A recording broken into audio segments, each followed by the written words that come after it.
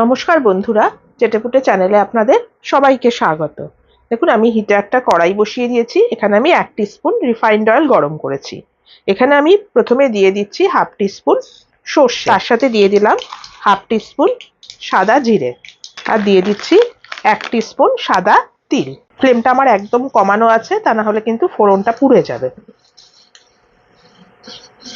ফোড়নটা একটু চড়বড় করে উঠলে আমি এখানে আরো কিছু জিনিস অ্যাড করে দিচ্ছি। দেখুন, ফোড়নটা আমার হয়ে গেছে। এবার এখানে আমি দিয়ে দিচ্ছি কিছুটা পরিমাণ কাঁচা লঙ্কা আর পাকা লঙ্কা কুচি। এটা অবশ্যই কিন্তু আপনারা আপনাদের স্বাদ বুঝে দেবেন। দিয়ে দিলাম কিছুটা পরিমাণ কারি পাতা কুচি। ভালো করে এবার মিশিয়ে দিচ্ছি। খুব সুন্দর একটা গন্ধ বেরিয়েছে এখানে। এবারে এখানে আমি দিয়ে দেব জল। এই কাপের 1 কাপ জল প্রথমে আমি দিয়ে দিলাম। প্রথমে 1 কাপ দিলাম, তারপরে দিলাম 3/4 কাপ। দিয়ে দিচ্ছি স্বাদ মতো নুন।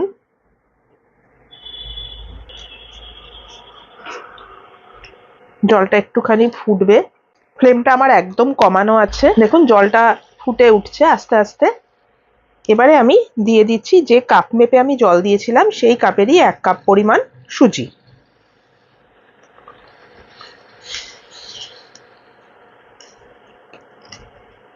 ভালো করে এবার আমি মিশিয়ে নিচ্ছি। মাথায় রাখবেন, ফ্লেমটা কিন্তু একদম কম রাখবেন।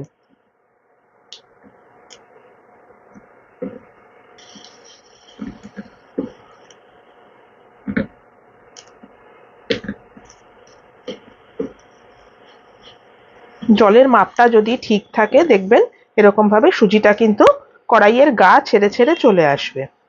এটা আমার হয়ে গেছে। ফ্লেমটা আবার আমি অফ করে দিলাম। দিয়ে এটাকে আমি একটা পাত্রের মধ্যে নামিয়ে নিচ্ছি।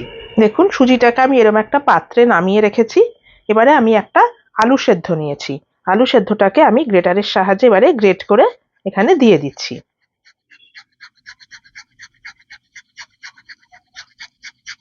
দেখুন, পুরোটা আমার গ্রেট করে দেওয়া হয়ে গেল। এবারে এখানে আমি দিয়ে দিচ্ছি বেশ কিছুটা পরিমাণ ধনেপাতা কুচি। ধনেপাতাটা কিন্তু আগে দেবেন না, এই সময় দেবেন, কারণ আগে দিলে রংটা নষ্ট হয়ে যায় তেলের মধ্যে। এই সময় দিলে রংটা কিন্তু খুব সুন্দর থাকবে। এবারে হাতের সাহায্যে আমি এটাকে মেখে নিচ্ছি। সুজিটা একটু গরম আছে, একটু হাত সওয়া গরম, এরম অবস্থাতেই মেখে নেবেন। বেশি ঠান্ডা করলে মাখতে কিন্তু অসুবিধা হবে। আলুটা দিয়ে আমি মেখে নিচ্ছি। একটু হাতে লেগে যাচ্ছে, সেক্ষেত্রে হাতে একটুখানি তেল নিয়ে নেবেন। তেল নিয়ে এবার বাকিটাকে একটু মেখে নিলে দেখবেন পুরোটাই উঠে যাবে।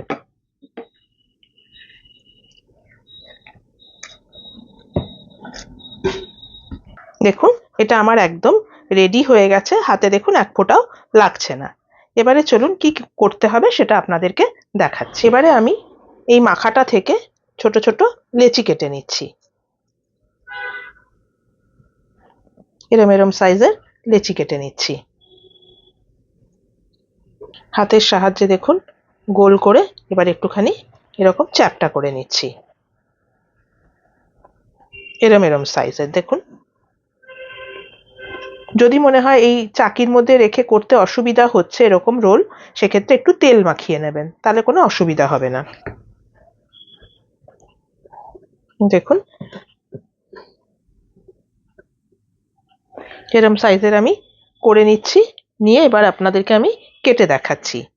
এক বাইটেই যাতে খাওয়া যায় এরম এরম সাইজই আমি করছি।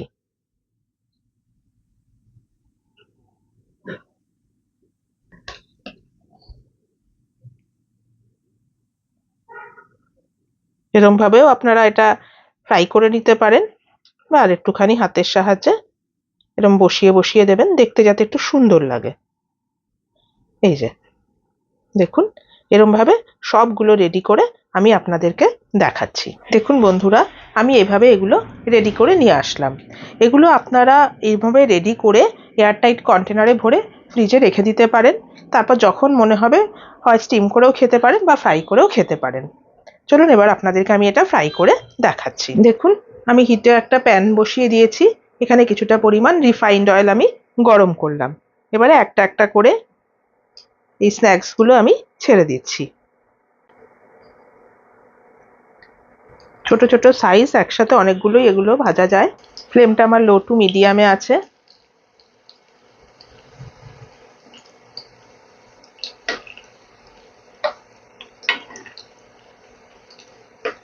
জলের মাপটা যদি ঠিকঠাক হয় তাহলে দেখবেন মাখাটা একদম পারফেক্ট হবে।